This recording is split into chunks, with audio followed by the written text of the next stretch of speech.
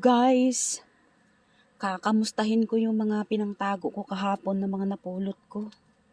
Mga pantalon na Columbia ang brand. Yan, hindi ko rin naisampay ngayon guys kasi pasulpot-sulpot yung ulan. Isasampay ko sana para matuyo ba kasi basa eh. Binalot ko ng plastic, tapos tinalian ko yung plastic para hindi siya pasukin ng tubig. Kasi basa na nga yan, tapos papasukin pa ng tubig. So, yan yung nandito banda kahapon, 2 plastic.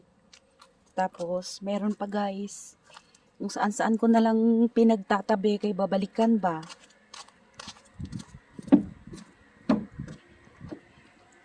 Pero pag mga damit naman dito guys, wala akong pangamba na may kukuha. Basta hindi lang malapit doon sa basurahan. Kasi hindi sila interesado dito. Mga damit, kahit ilang truck pa yung dumating kung gusto mo, sa'yo na. Tuwang-tuwa pa sila kasi mahal itapon, yung basura mahal. And ito siya guys, oh. Meron pang humabol kanina. O diba, hindi naman siya ganun kadumi guys. Yung dito niya na dumi guys, dahil nga nabasa yung, ito niya, may plastic siya, tas nabasa. Tapos dumidikit dyan, kaya yun yung dumi niya. Dito lang yung may dumi niya. O diba? Yung mga hindi maaarte guys, kayang-kaya nila yung masuot. Tapos ito yung pinaka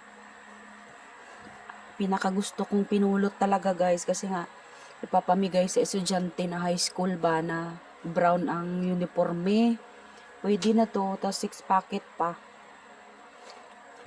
Tapos kumuha din ako ng para sa akin, para pang trabaho ko. Tapos mayroon pa dito guys, ayan, jacket naman. Dami kong mga tinatabi. Ito naman jacket. Ay, jacket na itim. Ito yung kahapon, guys. Yan, jacket siya. O, diba? Pang trabaho ko to kasi malapit na yung taglamig. Lalaban ko. Pamagusa? Mashiso. No, na pamaguso. Teso?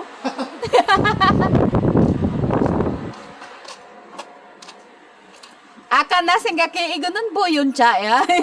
Hayang go.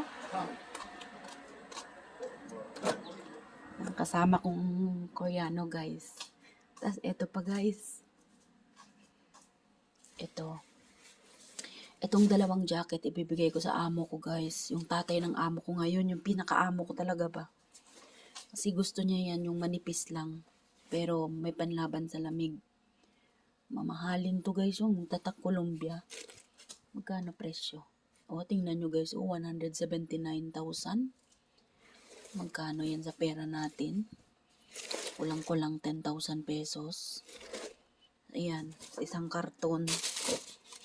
Ayan, puro